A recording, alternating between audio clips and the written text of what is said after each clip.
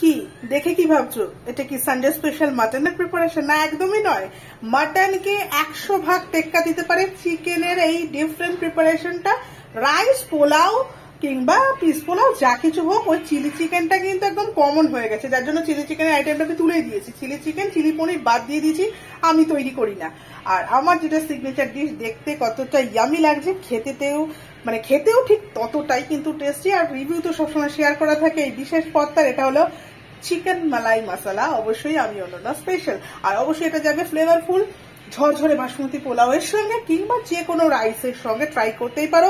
All over Kolkata যে কোনো জায়গায় বসে খেতে ইচ্ছে করলেই অবশ্যই কোয়ালিটি ফুড অর্ডার করে ফেলো নির্দ্বিধায়। আর রেগুলার দুপুরের মিল কিন্তু অনেকটা হালকা পাতলা হয়, বাট টেস্টি, সেটাও অর্ডার করতে পারো।